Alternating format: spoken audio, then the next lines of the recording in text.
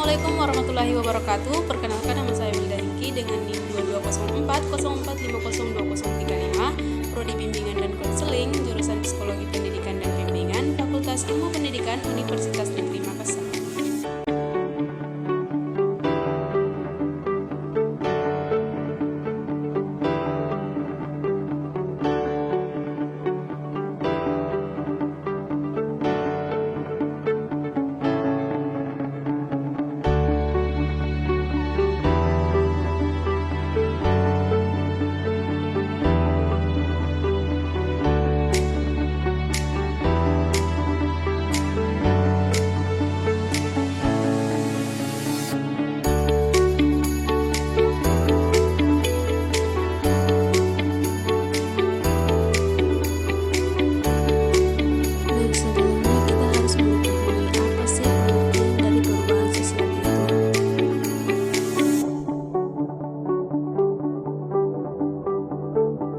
Perubahan sosial adalah suatu perubahan yang terjadi di dalam masyarakat terkait dengan pola pikir, sikap sosial, norma, nilai-nilai, dan berbagai pola perilaku manusia di dalam masyarakat.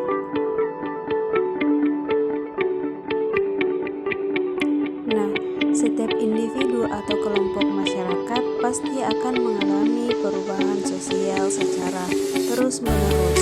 Hal ini terjadi karena setiap individu dan anggota kelompok masyarakat memiliki pemikiran dan kemampuan yang terus berkembang dari waktu ke waktu. Namun, tingkat perubahan pada suatu kelompok masyarakat akan berbeda dengan kelompok masyarakat lainnya. Ada perubahan yang terjadi dengan cepat dan juga secara lambat.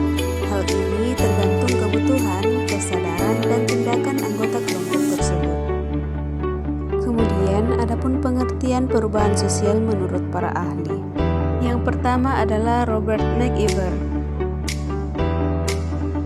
Menurut Robert McIver, perubahan sosial adalah perubahan yang terjadi dalam hubungan sosial atau perubahan terhadap keseimbangan hubungan sosial.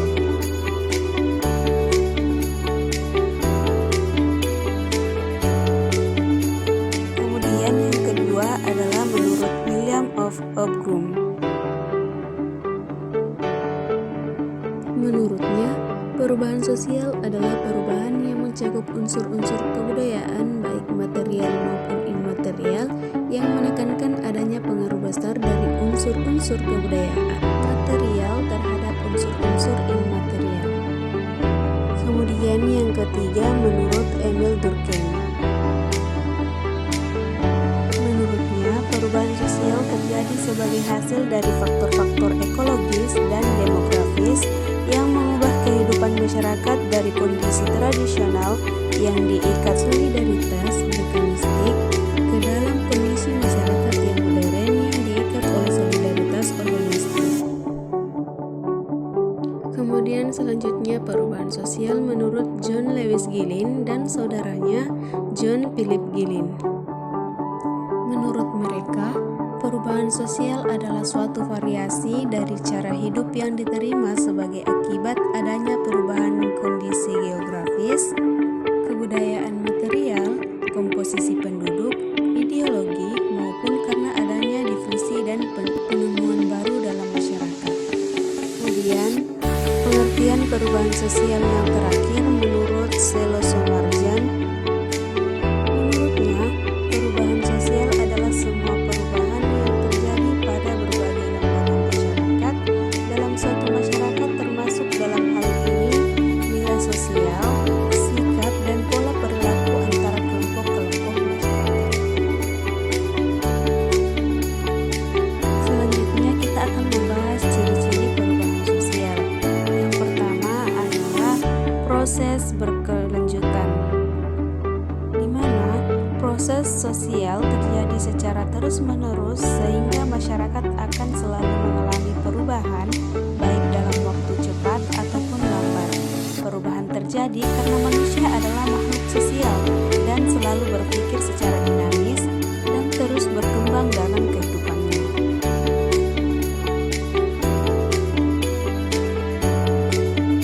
Kemudian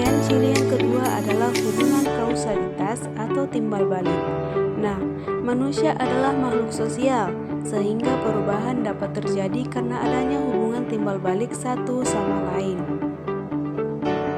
Perubahan sosial dapat terjadi pada keduanya. Hal ini disebabkan karena antara aspek material dan imaterial yang memiliki satu hubungan kausalitas atau timbal balik. Hubungan kausalitas ini dapat menimbulkan kontroversi, kekacauan sementara, dan juga perubahan struktur masyarakat.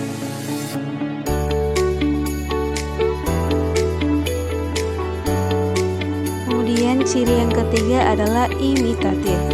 Nah, adanya ketergantungan dan saling mempengaruhi antara satu kelompok masyarakat dengan kelompok masyarakat yang lainnya.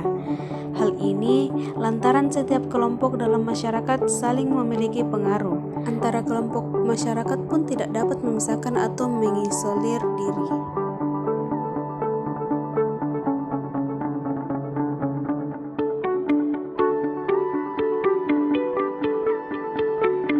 Ciri selanjutnya adalah disorganisasi sementara. Nah, disorganisasi adalah sebuah keadaan yang kacau. Hal ini merupakan akibat dari adaptasi bagian-bagian masyarakat terhadap perubahan sosial yang terjadi. Perubahan sosial yang sifatnya cepat biasanya akan menimbulkan disorganisasi yang bersifat sementara.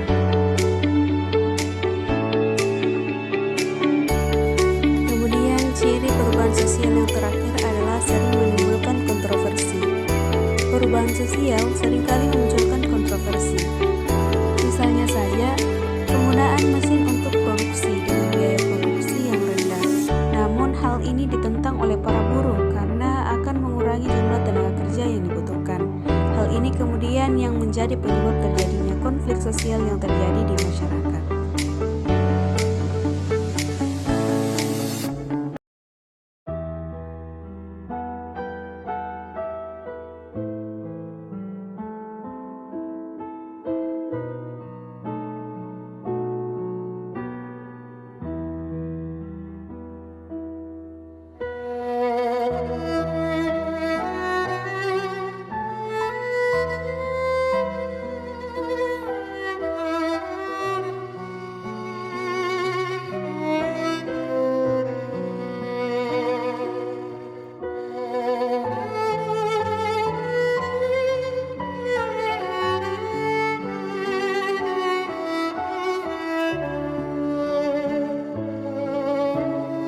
Raden Ajeng Kartini adalah pahlawan Indonesia yang memperjuangkan hak dan kebebasan wanita. Ia adalah tokoh emansipasi yang berusaha agar wanita Indonesia bisa bersama-sama merasakan pendidikan. Menurutnya, wanita tak harus selamanya berurusan dengan dapur saja. Ia percaya bahwa dengan mengenyam pendidikan, wanita akan lebih maju.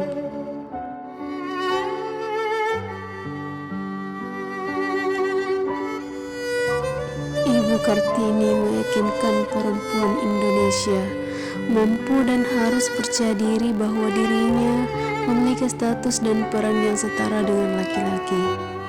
Terlebih di masa yang modern seperti sekarang, perempuan dapat mengembangkan potensinya dan lebih leluasa.